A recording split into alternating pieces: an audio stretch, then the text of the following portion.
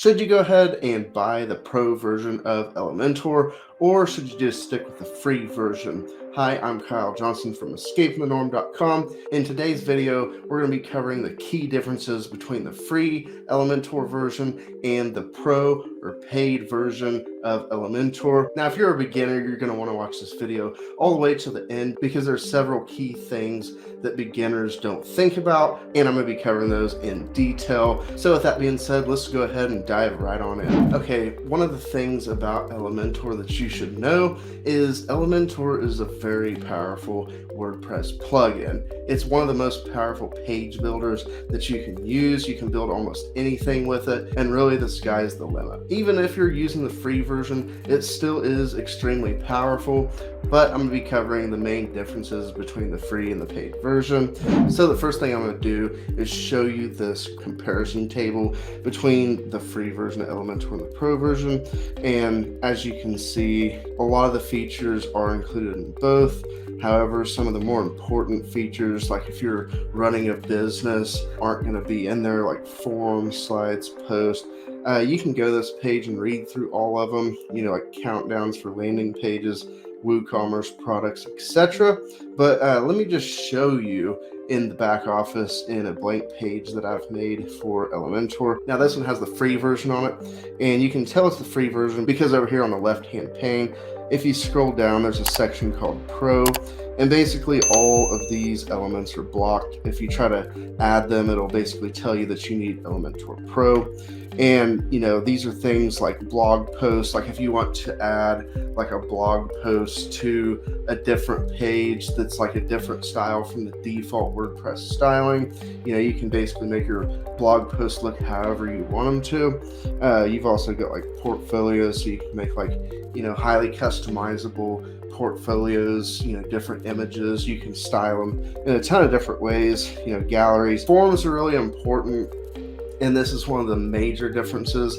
So if you're planning on starting a blog or making funnels where you're collecting emails and you want seamless integration with things like GetResponse, Aweber, etc., email autoresponder, the Pro version is definitely going to be for you, because you can't do this with the free version. Now, there are other plugins that you can use that are free with WordPress, and some of them you can integrate some stuff into, but a lot of times it's a lot more difficult. The one in Elementor is extremely easy to integrate. I've personally used GetResponse with it in the past, and I'm fixing to set it up again. But you can also use, like, if the autoresponder you have has a form builder and you can just add the HTML code, you can do that instead.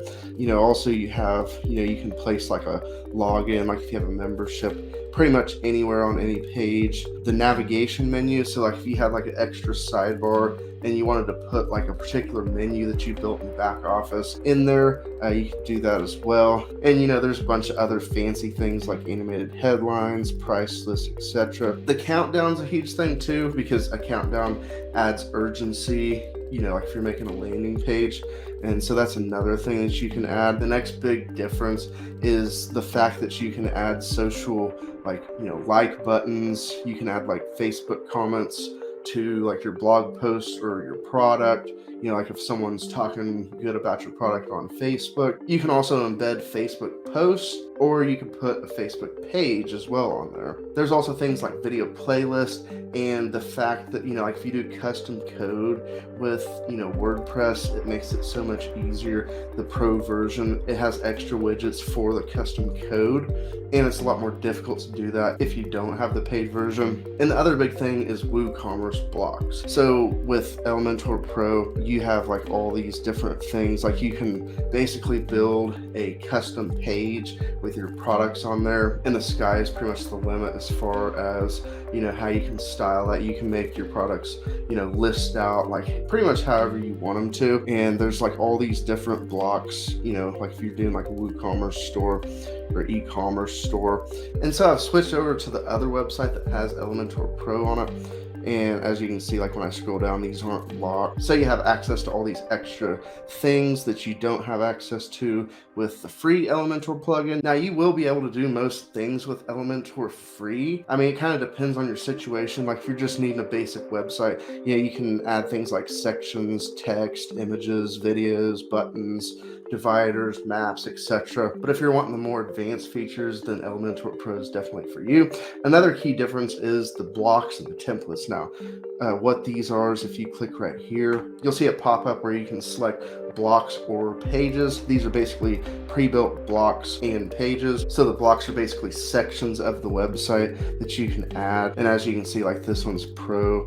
So you basically get a lot more blocks with the Pro version versus the free version, and they look a lot more professional, a lot more options. Same goes for pages. There's a lot more templates. See, like the ones that look really good are usually Pro, and you can insert those and basically edit the page instead of building them from scratch. Now, both the free and the paid version you can do mobile responsiveness with. So basically you can edit the different breakpoints, like the desktop, the tablet, and the mobile, so that it looks good on all three. So in summary, I would say if you're building something like a blog or an e-commerce store, you're going to be using WooCommerce, or you're going to be building an email list, etc. I would say the Pro version is definitely worth it. At the time of this recording, it's only $49 per year. If you want to get the Pro and you haven't got it already, make sure you click the link in the description, and that's going to take you straight to the Elementor sales page where you can actually buy the product. But with that being said,